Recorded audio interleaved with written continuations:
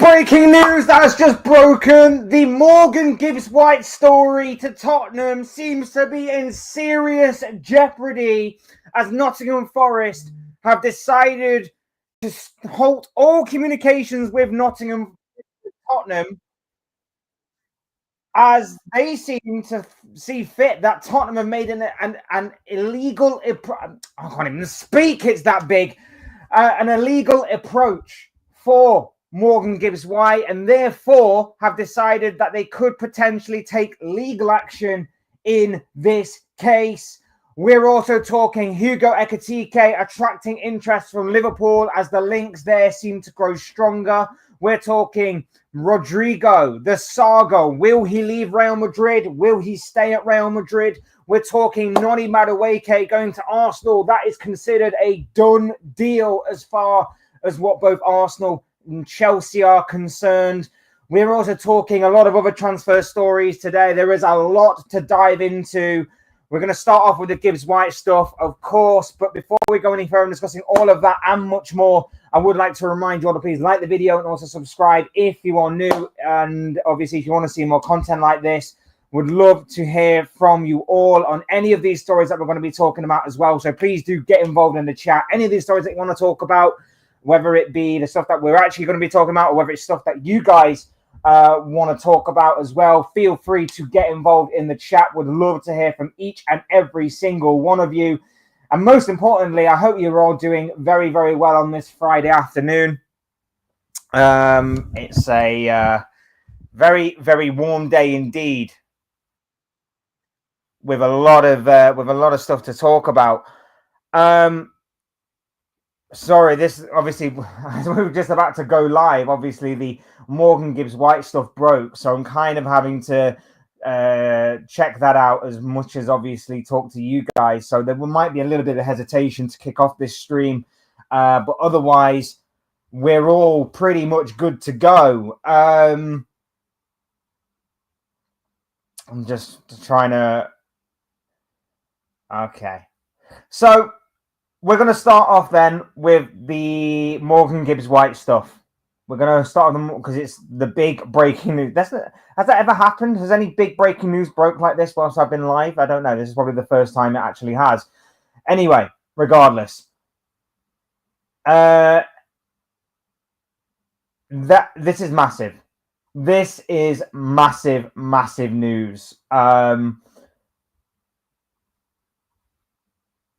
Big up to Jordan, by the way, who's in the chat. Hey, how you doing, dude? Hope you are well. Please do go and check out Jordan's channel, doing some excellent content over there. There's something for everybody. I'm sure you'll love it. Do go and check out Jordan Hyman's YouTube channel, doing some wonderful, wonderful things. Right. Morgan Gibbs-WHITE. Yesterday, the big breaking news was late last night that Tottenham and Nottingham Forest had agreed a fee. Tottenham had triggered Morgan Gibbs-WHITE's £60 million release clause that was in his contract. It seemed, for all intents and purposes, like Gibbs-WHITE was completely on board with going to Tottenham. This was a done deal in a lot of people's eyes. Gibbs-WHITE was going to Tottenham, the second big piece of business that Tottenham had done in a matter of days after Mohamed Kudus, of course. Tottenham were making big waves in this transfer window. Fast forward to less than 24 hours later, and this big breaking news story has come about. Morgan Gibbs-WHITE, transfer news. Tottenham move in jeopardy as Nottingham Forest consider legal action. It goes on to say that Morgan Gibbs-WHITE Spurs move is in jeopardy as Nottingham Forest consider legal action. Sky Sports News understands that Forest have ceased all communication with Spurs as things stand. Forest believe that Spurs have made an illegal approach after Tottenham triggered a £60 million release clause. It goes on to say that Nottingham Forest consider Morgan Gibbs-WHITE's proposed move to Tottenham Hotspur to be off for now. Sky Sports News understands that they've been told that while Forest consult their lawyers over potential legal action. Sky Sports News understands that Forest have ceased all communication with Spurs as things stand. Forest believe that Spurs have made an illegal approach for the player and have never granted permission for them to speak to him. Sky Sports News reports on Thursday that Tottenham had obviously triggered the £60 million release clause in the Forest player's contract. Forest believed there's also been a breach in confidentiality about his release clause because Tottenham's bid was pitched at exactly that level. It is not yet clear if Forest are able to block the transfer entirely. However, it is now expected to be delayed as Forest prepare a complaint to the Premier League. Forest have refused to comment on Sky Sports News' information, and Spurs did not comment either when contacted. This is huge. This is huge. Now, was this basically a matter of coincidence that Tottenham bid £60 million? Were there some sort of tapping up kind of stuff that was involved? Did Morgan Gibbs-White and his camp just leak information because he really wants to move out of Nottingham Forest? I really don't know, and it doesn't seem like anybody really knows, in all honesty, on the situation. Fabrizio Romano has since tweeted as well. Let me just bring that up here. Which one am I going for? That one. There we are. Nottingham Forest prepared to prepare a complaint for the Premier League for Morgan Gibbs-White's move to Tottenham. Nottingham Forest working on potential legal action as they believe Spurs made illegal approach for the player, as reported by Sky Sports News. So huge, absolutely huge, big breaking news from Spurs, from Nottingham Forest, and for the transfer of Morgan Gibbs-White. I'd love to know what you guys have to say on this. For me personally, like I say, I said it all in my video yesterday about the move. I think it's a very, very good move by Spurs. I love this move. I think it is worthwhile for them to get an upgrade on the kind of players that they already have at their disposal. And James Maddison needed an upgrade, a more consistent upgrade. And Morgan Gibbs-White has been one of the better players, one of the more consistent players outside of the top six. He was a big part in Forest staying up for the past couple of seasons, and he was a big part of Nottingham Forest obviously getting into Europe for next season. It's fantastic business by Spurs, in all honesty. It really, really is. However, this has now occurred, and it's like Sky Sports says, they don't know if Forest are going to be able to completely block this move, but it does seem strange. They obviously need permission to talk to the player. They obviously need permission to find out all the details and all of the things like that about the player's current contract with the club. Was it just a coincidence, or is there something fishy going on in this situation? Only time will tell on this one. Big up LFC fan who's in the chat. Hope you are doing well, my friend. Welcome along to the live stream. He says, ex-captain Jordan Henderson to Brentford. Love that. Yeah, I mean, that is a decent move for Henderson. He wanted to come back into a top flight division, and he's back with Brentford. It also means that Brentford gets a replacement of Christian Norgard, of course. And you know what? I don't think they could go much wrong with having a bag of Premier League experience, a bag of experience in general, a winning mentality, a leader, captain, engine in that midfield. Henderson fits the bill for Brentford, in my opinion. I think it's a decent move for Brentford, in all honesty. I tell you what, Spurs cooking something this summer window. Well, if this move does eventually go ahead, then yes. I mean, this could throw a bit of a spanner in the works if Tottenham are found to be tapping up a little bit, or whatever the case may be. But yeah, it's a very, very strange one. Very, very strange twist in this story. Good business for Spurs, not bad at all. Completely agree if it gets over the line. Big up Marco's in the chat. Hope you're doing well, my friend. Lovely to see you here. He says that I thought the Morgan Gibbs-White deal was sealed, as did the entirety of the footballing universe, I would imagine. Everybody thought that this was a done, dusted deal, signed, sealed, and to be delivered. But I just realized that I've spelt Morgan wrong.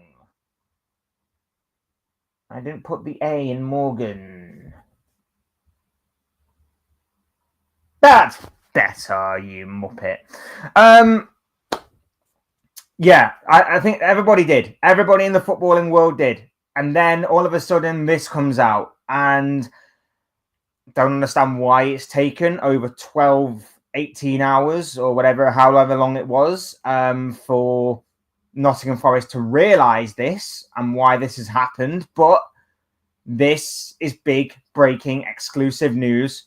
Morgan Gibbs-White and his move to Tottenham seems to be in some serious doubt, as Tottenham have been accused of acquiring somewhat seemingly, according to Forest, illegal information, not being allowed to speak to Morgan Gibbs-White, and yet they have managed to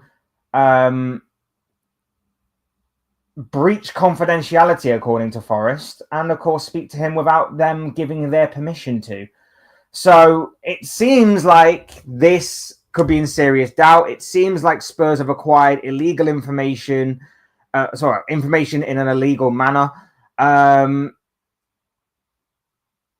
it seems like Spurs could be in trouble over this, and they could miss out on a big and key player if this obviously does go ahead. Now, whether or not it does or not, whether there is a way of proving this or not, or whether Spurs have some sort of reason as to why they did the things that they did, remains to be seen.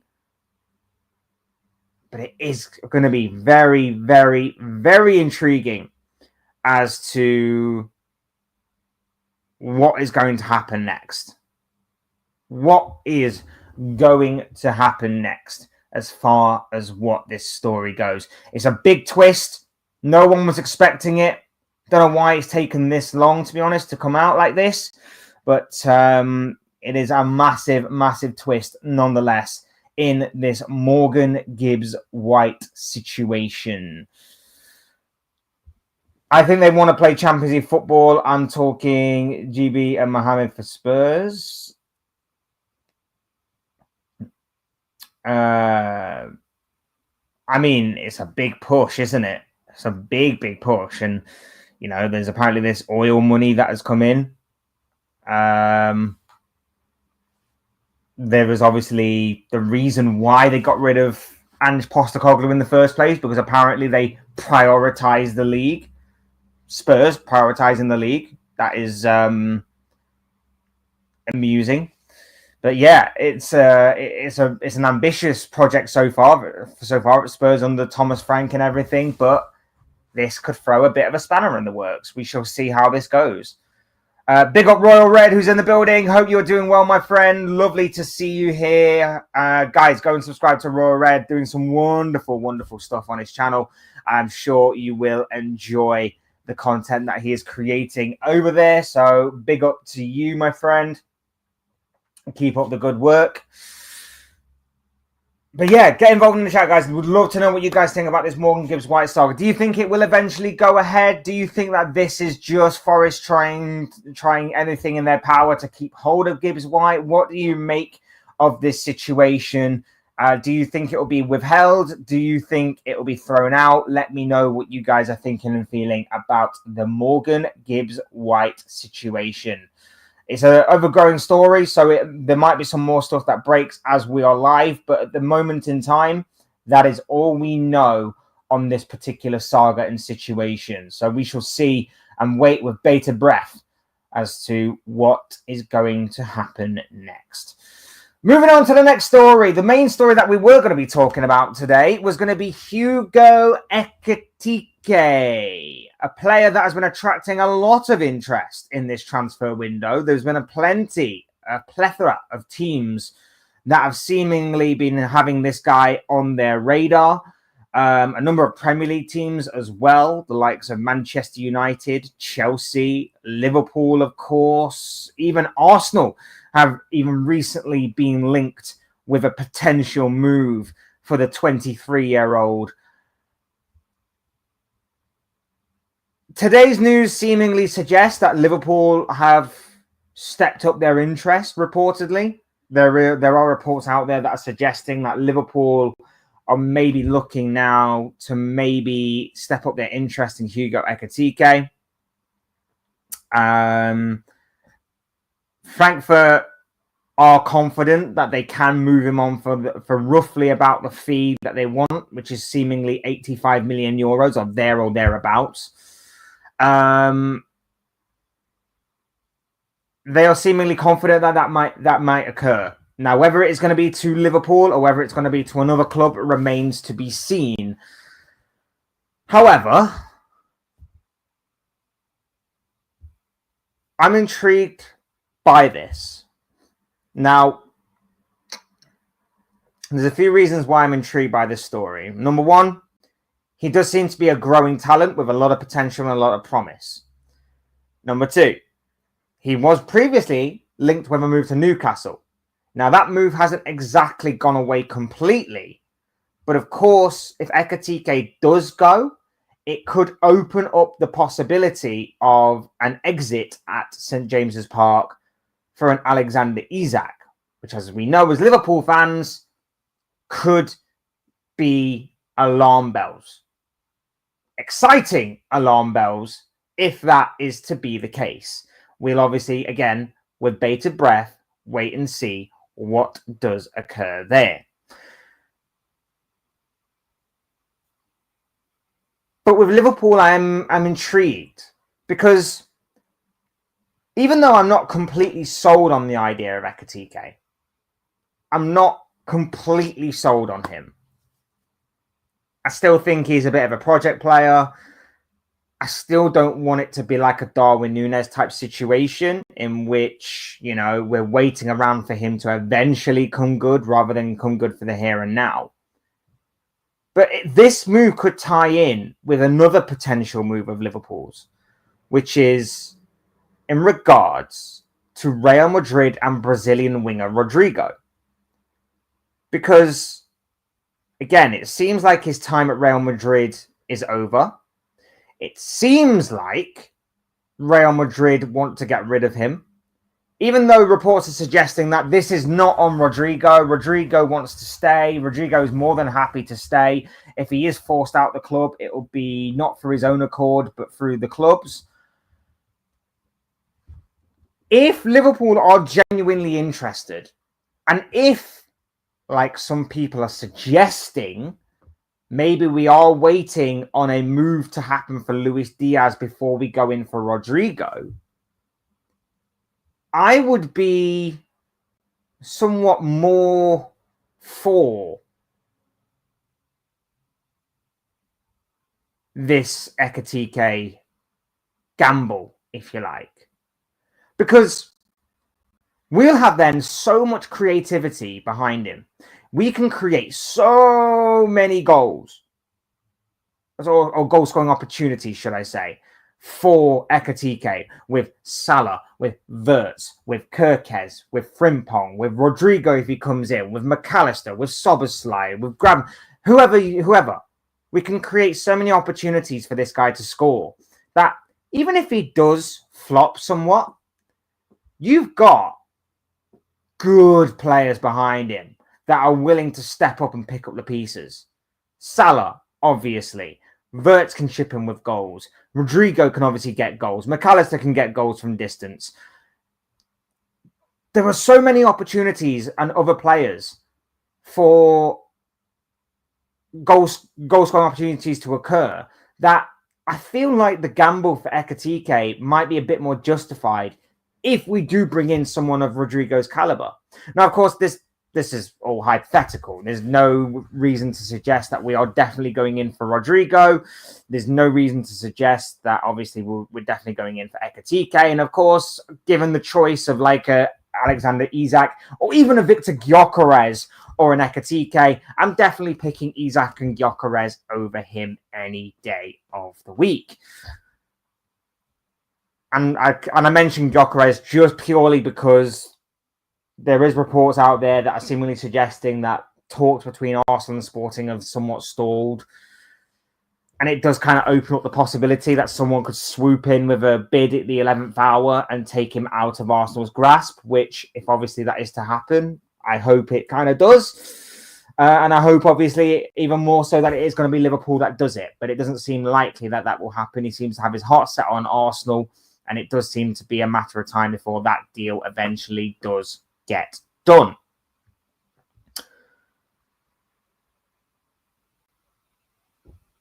So if that is to happen, we have to look elsewhere. Ekitike is a cheaper option than Isak, admittedly. We may need to get 2 strikers in.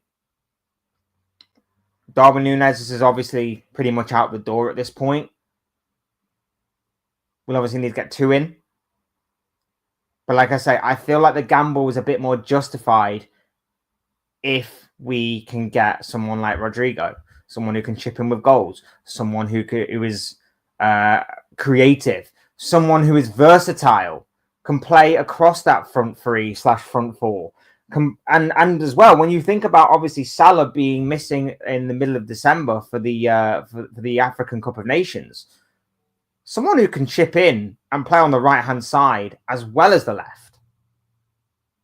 So, you know, we've got that option as well. Should obviously we lose Salah for, you know, touch wood, it doesn't happen, but let's say we lose Salah for more than just the African Cup of Nations. Let's say he gets injured here or suspended or whatever the case may be. Rodrygo can chip in on that right-hand side as well as the left. The versatility, the overall quality, the experience, the winning mentality, the age range, everything seems to go for this kind of situation. And like I say, it can then tie in with other players that we may decide to bring in at our disposal. We know we need a striker or two, and we know that maybe Ekitike isn't the finished article or the finished product, but when you have Salah, when you have Wirtz, and when you have Rodrygo, you can maybe take a bit more of a gamble on someone that may not exactly be completely proven, may not be the finished article, but someone with the potential and the promise of maybe one day getting to that point where he could be a very deadly striker to have in your ranks. Gibbs, what? SG, that I don't know what that means, my friend, but yep, I hope you're all good. I hope you're all good. I'm not 100% sure what that means.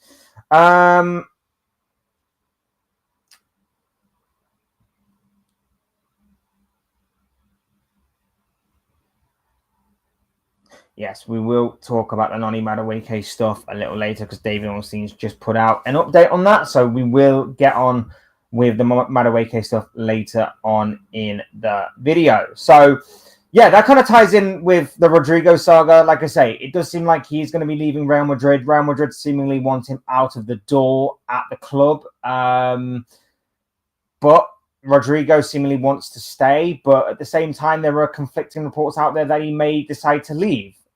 It's completely weird, this situation. Like, I honestly don't know what to make of it, in all honesty. Like, there are some reports out there that are saying Rodrygo doesn't like being in the shadow of the likes of Vinicius Jr. and Kylian Mbappe, but at the same time, he is more than happy to stay and is willing to fight for his place, but his place has kind of been overtaken by Arda Güler in the Club World Cup. He didn't exactly play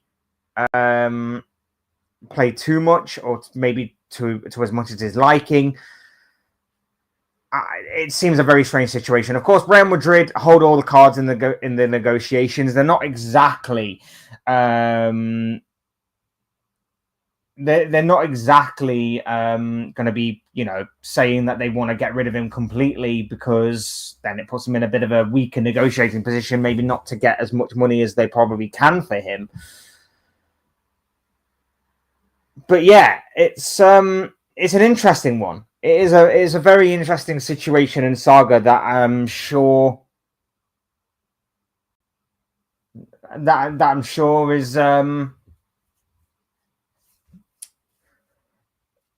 is only going to get more and more interesting as time progresses. And like I say, this could tie in with the whole Luis Diaz situation as well, because the reason why he's being linked with Liverpool seemingly is because Bayern are going in for Luis Diaz.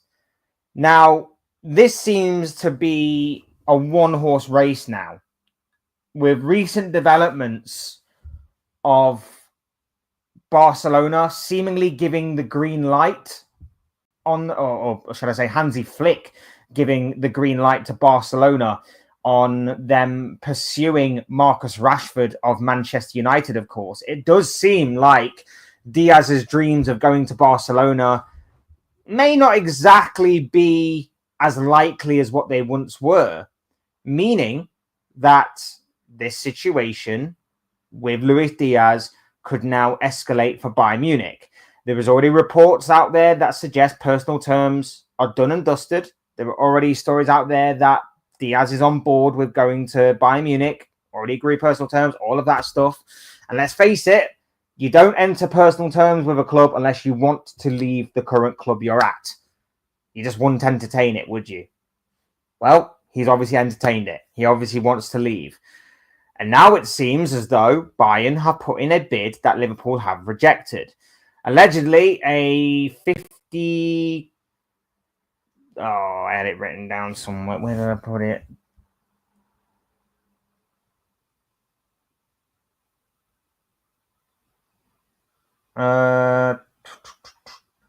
It was something like a 52 million euro bid or something, which works out at just under 45 million pounds for Luis Diaz.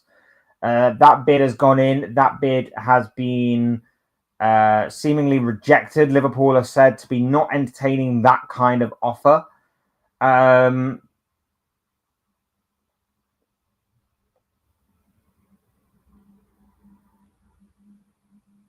to be fair, you know, I don't see why we should accept that offer. We know that Bayern, by the way, have around about 100 million euros to spend. They were willing to put that much towards a certain Florian Wirtz before he rejected them. So Bayern, sort it out, man. Sort it out.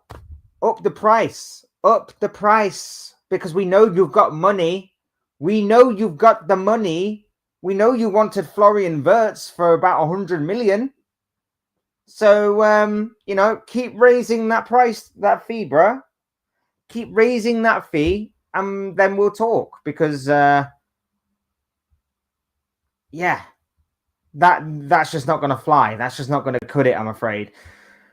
Liverpool have said all along that they have no intention to sell Luis Diaz. Now, of course, we know what that means. We know that for the right price, we will, because every team says that. They're not going to put themselves in a weaker negotiating position by going, yeah, okay, cool, we'll go with that.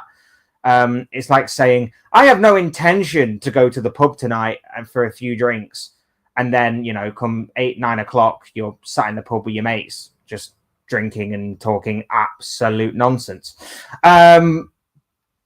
So yeah, we have no intention apparently, but of course, if the price is right, we are going to be open to selling. There's no doubt about it. And then, like I say, Rodrygo becomes even more of a possibility.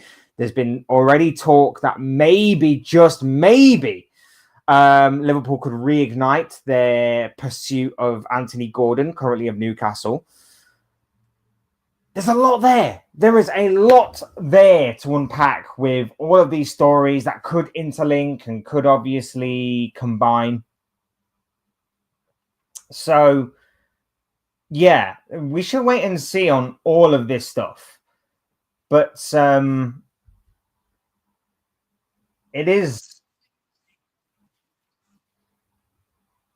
interesting. It is interesting with all of this, all of these sagas, all of these stories, all of these situations going off right now as to what the future of Liverpool may look like, what the future of Bayern and Barcelona, Man United. There are lots of stories here that are all sort of interlocking and interlinking, and the kind of domino effect is in full swing.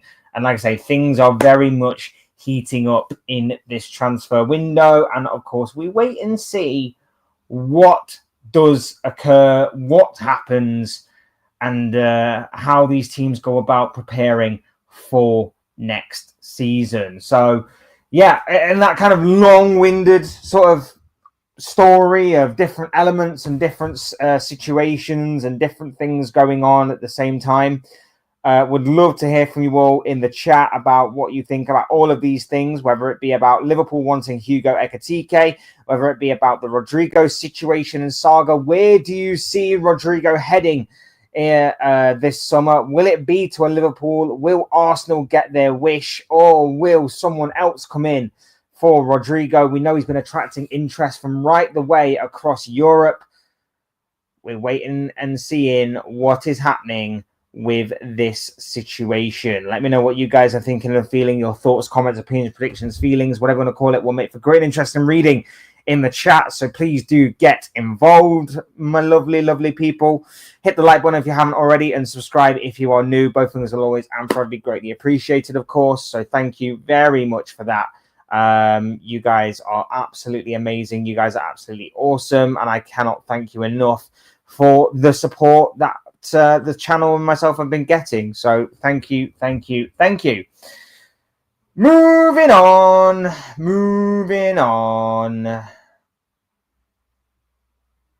Talked a little bit about Jordan Henderson. Noni Madueke. Noni Madueke.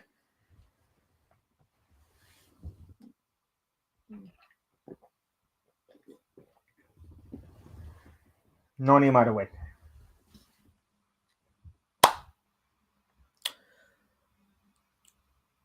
There is an agreed move. An agreed move for Noni Madueke to go to Arsenal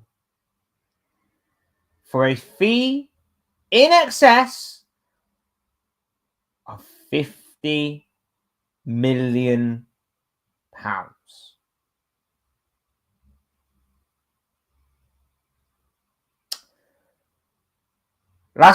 Late last night, Fabrizio Romano tweeted, exclusive, Noni Madueke to Arsenal. Here we go. This has been given the here we go treatment, ladies and gentlemen, by Fabrizio Romano himself.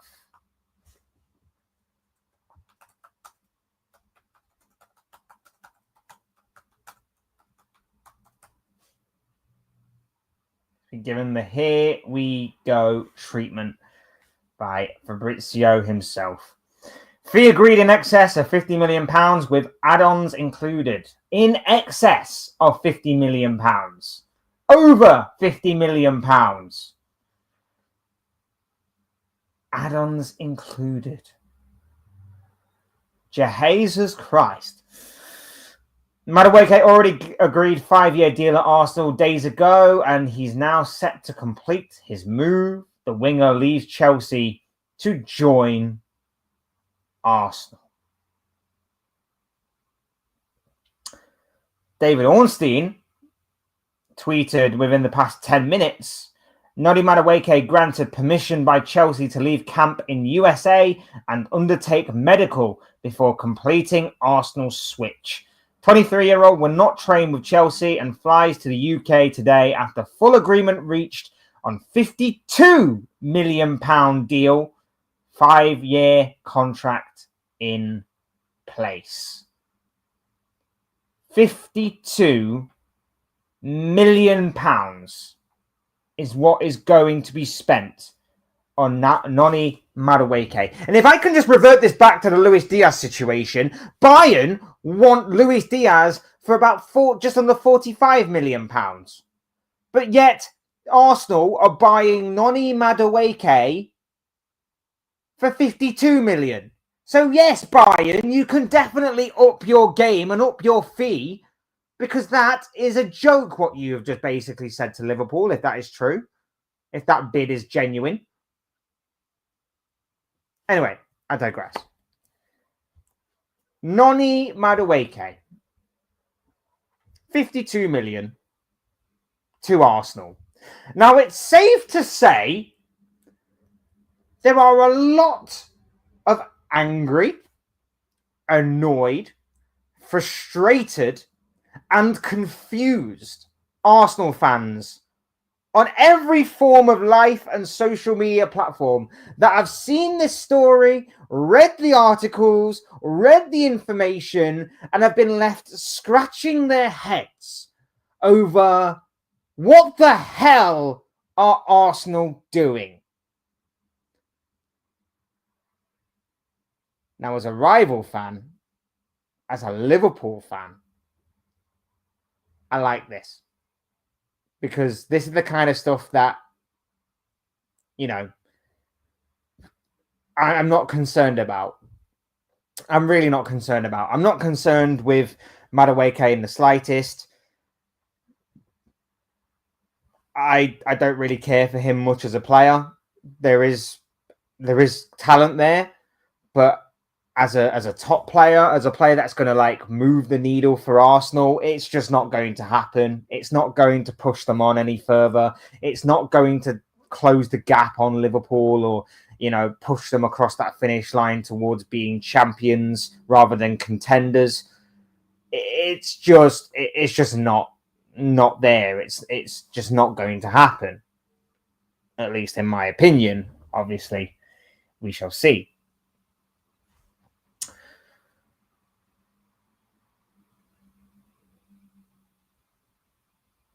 But at the same time, I'm amused by it because 52 million for a clear backup is just amusing. It's just amusing to me, isn't it? Like, for 52 million, you could have put that money towards a player that's actually going to be competing in the first team. Because let's face it, Madueke is not going to be taking Saka's role. He's not going to be taking Saka's role. He's backup to Saka. So why are you spending 52 million on a backup player? Now, he can play left wing. And let's face it, the left wing position's a little bit more easier to get into than the right wing position. You've got Martinelli on that side. You've got Trossard, both of which could potentially be leaving this summer if certain reports are to be believed. But even then, there's talk about maybe Arsenal could get Rodrygo. Maybe Arsenal are going to be buying Ebericha Eze.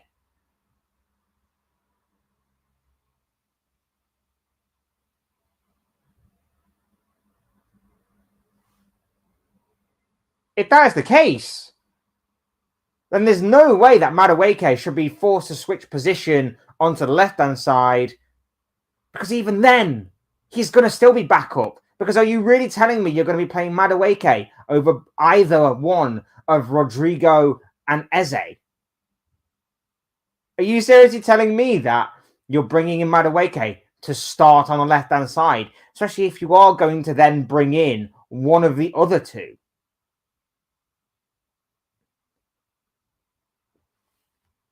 It just doesn't make sense to me.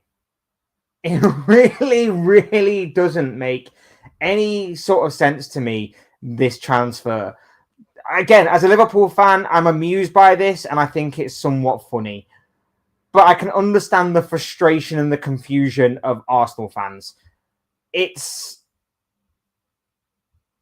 a baffling move, and it seems to be this sort of hit and miss sort of approach that Arsenal are going for. One day it's all very, very good and all positive, and it's all like all the signs are suggesting that Arsenal are going to be, you know, buying Victor Gyökeres, as well as obviously the signing of Martin Zubimendi and so on and so forth. And then the next day it's like, well, we're buying Kepa and we're buying Madueke and we're buying, you know, as much as I think it's a smart move, a lot of Arsenal fans seem to disagree, Christian Norgard. And it just seems like this very hit and miss sort of transfer window so far from Arsenal that is just so confusing. And again, it's just another example of Arsenal going to Chelsea, of all teams, supposedly a rival, I should point out, supposedly a rival. Arsenal and Chelsea supposedly meant to be rivals, both geographically and competitive. And in competitive play, and going, let me have a look at your discount section. I mean, discount section on Madueke for 52 million is obviously not the right word, but let me have a look at the players that you don't want anymore. Let me have a look at like the players that you've kind of, you know, had as your like shiny new toy in your flavor of the month, only for us to be like, yeah, we'll take him once you're done playing with that guy. You know, when you want a shiny new toy, we'll take the old toy that you wanted originally. That is what Arsenal do. That is what Arsenal do. There's a long list of players that have crossed that Chelsea-Arsenal divide, and not one of them have been somewhat justifiable signings by Arsenal. It's not like it's not like they've taken like a Cole Palmer, for example. If Arsenal took Cole Palmer, there'll be no one that would be complaining about that, regardless of whether he was a Chelsea player or not. But they don't. They don't take the best signings from Chelsea. They take the ones that they don't want anymore. They take the ones that are not the best, that they can easily get rid of, the disposable ones. Look at what they've taken in the past.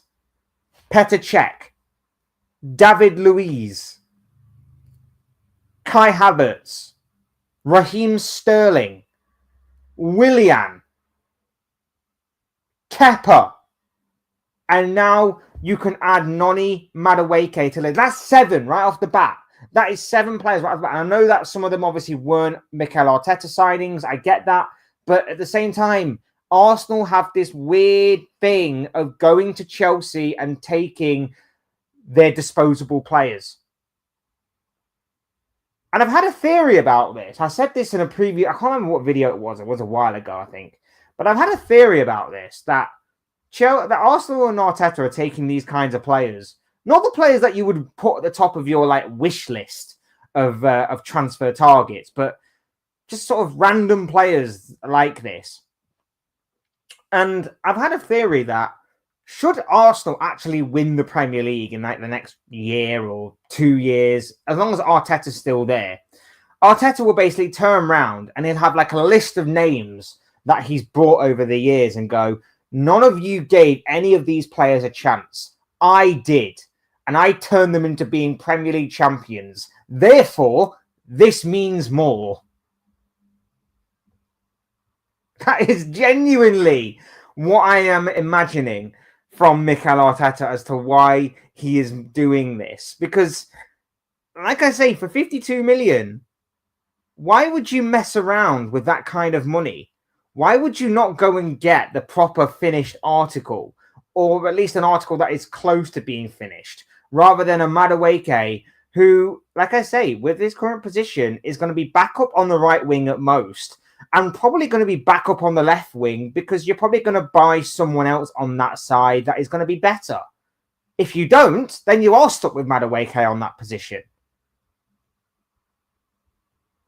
So it's just a very strange and very intriguing situation. I think this kind of signing does mean that Ethan Nwaneri is going to be the backup to Martin Odegaard. I think that is going to be what is going to happen going forward. That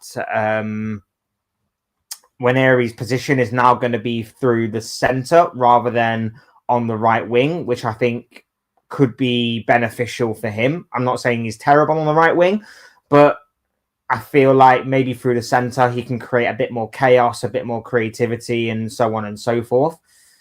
But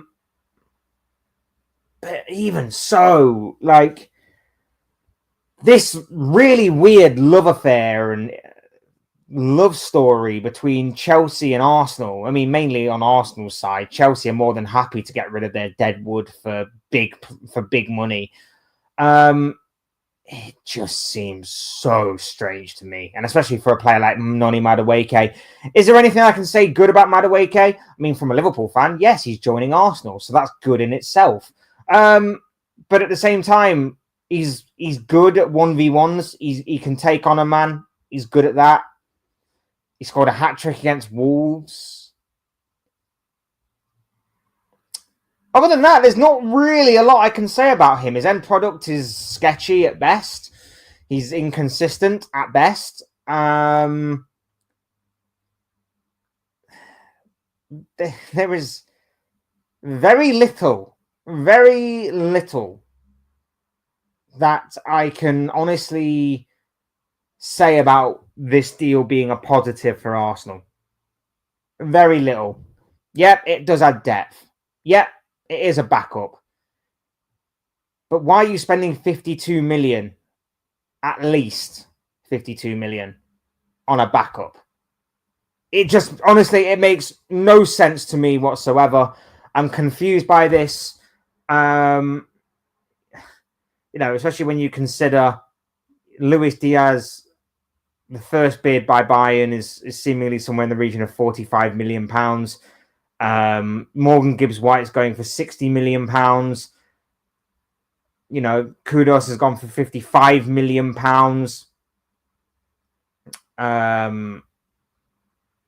You know, and Buomo's still around for about 60 odd, 70 odd million.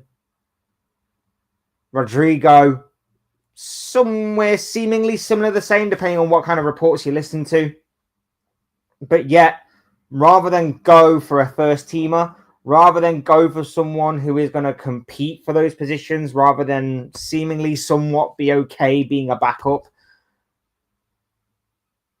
it just seems strange to me. It just seems very, very strange to me. And I'd love for someone... I'd love for someone to try and maybe explain to me this. I'd love for someone to try and explain to me this. Is there anyone out there that actually thinks that this is a good signing? Genuinely.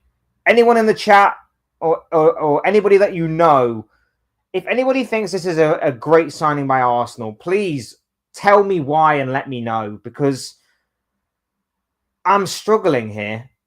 I'm struggling to find why this is a good signing for Arsenal.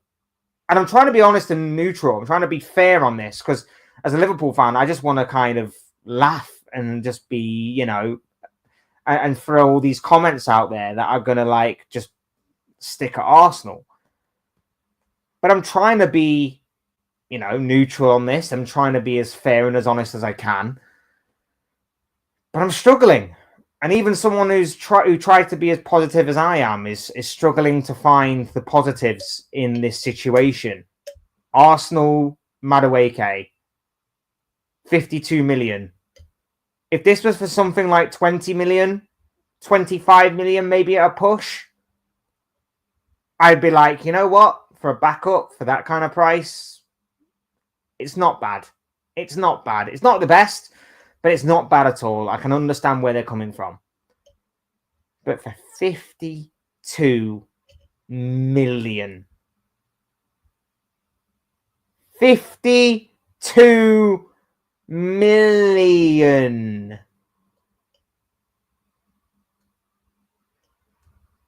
I don't get it. I really, really don't get it.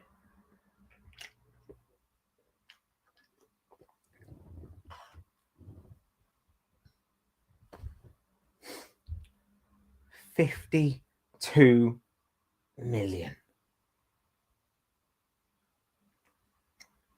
Explain that one to me if you can. I beg you. I beg you to explain that one to me if you can.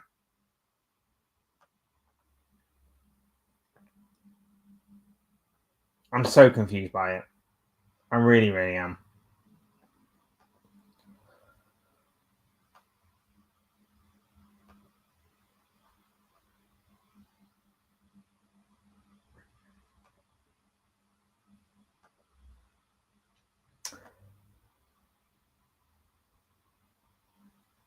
Sticking with Arsenal,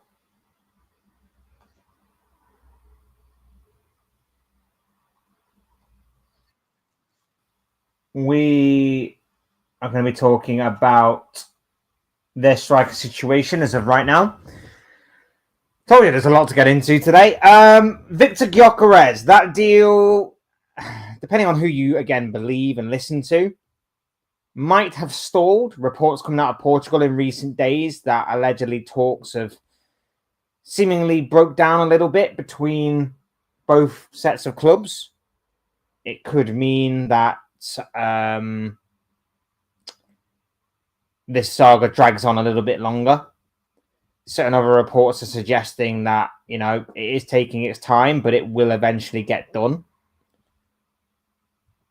News today, or at least rumours and reports today, are seemingly suggesting that should Arsenal miss out on Gyökeres, Sesko, and whoever else they've tried to line up for the striker department of their club, they could turn their attention to Aston Villa's Ollie Watkins. Now, Watkins has been attracting interest from the likes of Manchester United, so this one, again, could be an interesting situation to look out for this summer.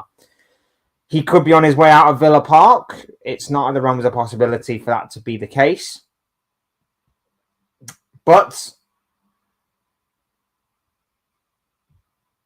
Ollie Watkins to Arsenal. Again, is this a story of convenience because Arsenal are looking for a striker, or is there genuine interest there?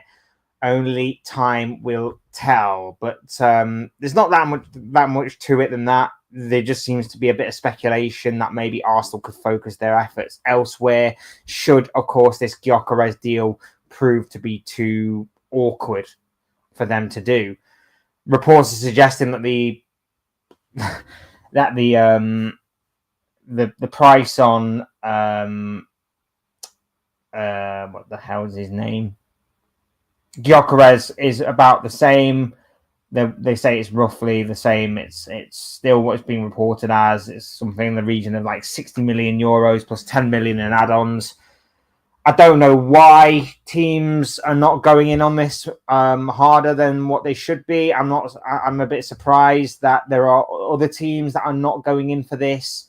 60 million euros plus 10 million in add-ons for a player who has been scoring goals for fun these past couple of years is something not to be sniffed at. And I don't understand why Arsenal just don't pay the fee. If they're willing to pay the 52 million on Noni Madueke, but are going, we can negotiate about $1 million or $2 million off of this Victor Gyökeres deal. What are you doing? What are you doing? I hope you miss out on Gyökeres. I really hope you do. I pray that you do. But if you're willing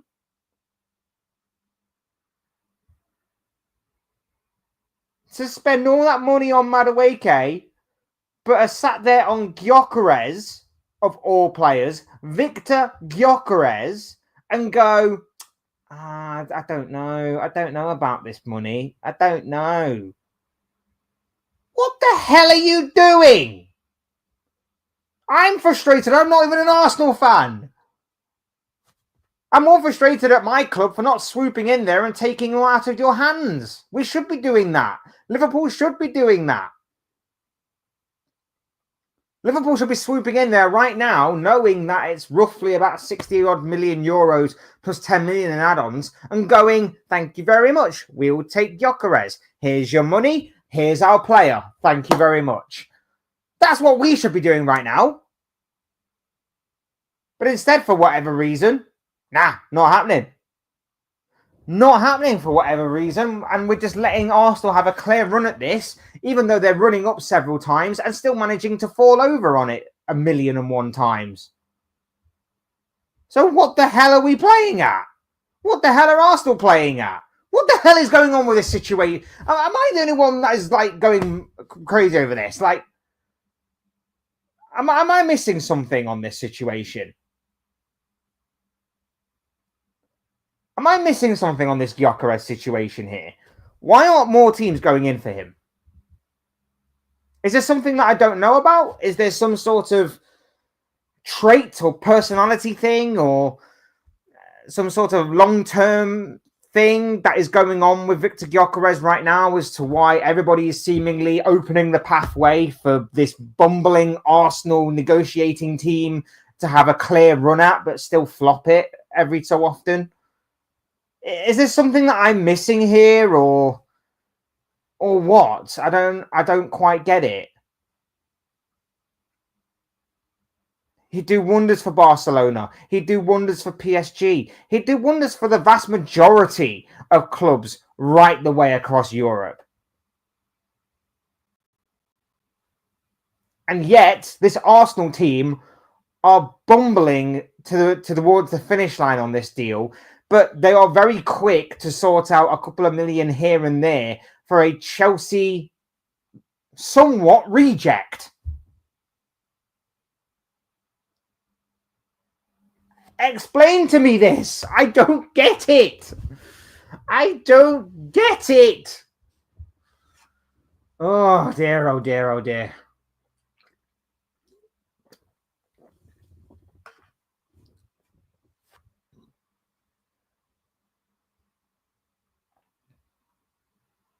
Yeah.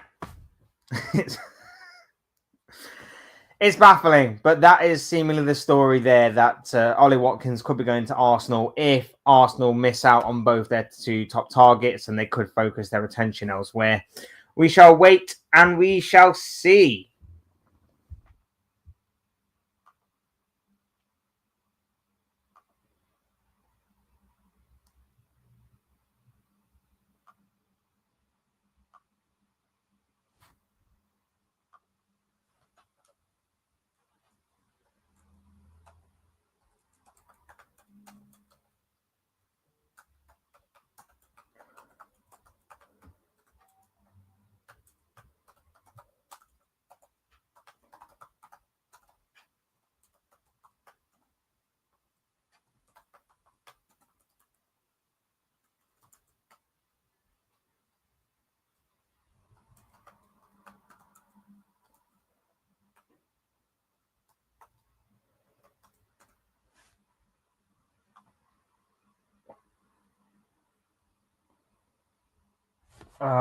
Just absolutely baffling to me.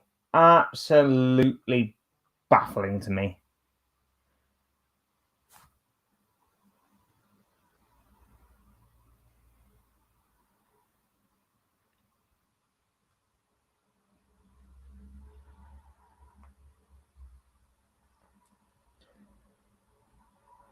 Ay, ay, ay. Crazy. Crazy, crazy, crazy, crazy, crazy. But yeah, there you have it. That is just the way that that's just the way it is. That's just the way that it is.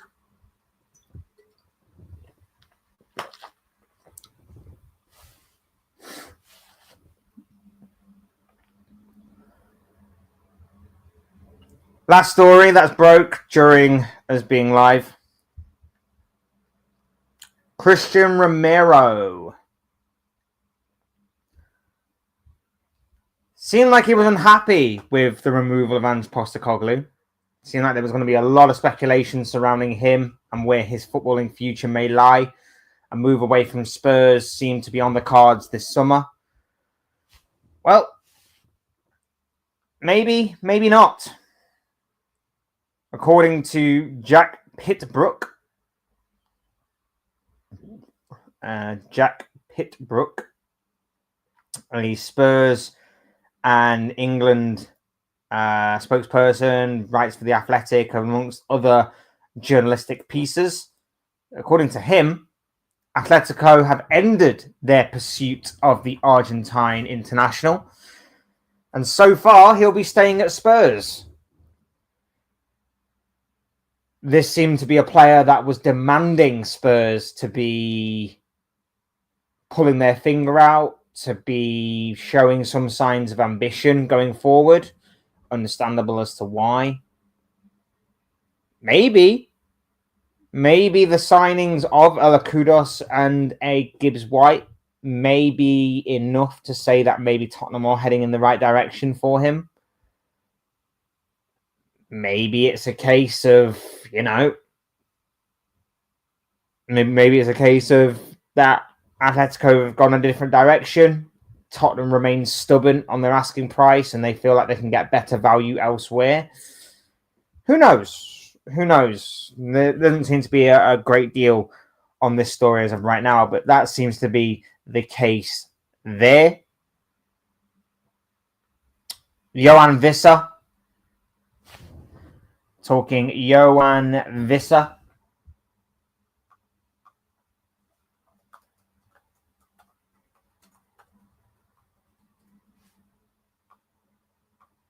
in the aftermath of the Morgan Gibbs-White story that broke yesterday evening, Yoane Wissa could be on his way to Nottingham Forest. It seems as though Forest put in a bid of £25 million.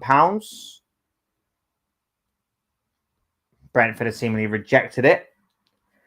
It's being said that Wissa is pushing for a move out, though, and it's kind of dangerous territory for Brentford, this one, because the stories are is that they don't want to lose both Mbeumo and Wissa in this transfer window.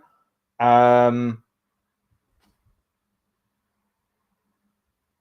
don't want to lose both in this transfer window, but of course, Mbeumo seems to have his heart set on Manchester United. And if this news is true that Wissa wants out of Brentford, then it could be bad news for the Bees in terms of them losing both of their key players in this transfer window. It's going to be interesting to see if they can keep one or the other. At this rate, it does seem like the likely one that will probably stay, if things are to be believed, is probably Mbeumo, who seemingly has his heart set on Manchester United. And even if Man United don't exactly come in for him or don't hit the kind of price range that Brentford are looking for, he's already said that he's more than happy to remain at Brentford, should that be the case. So that could be good news for Brentford in the end, in the long run. But we shall wait and see on all of that. I'm going to call it here, guys. I'm going to call it here. Thank you, everybody and anybody who has decided to show up today. That really does mean a lot to me. Thank you for being here this afternoon in very, very, very warm conditions.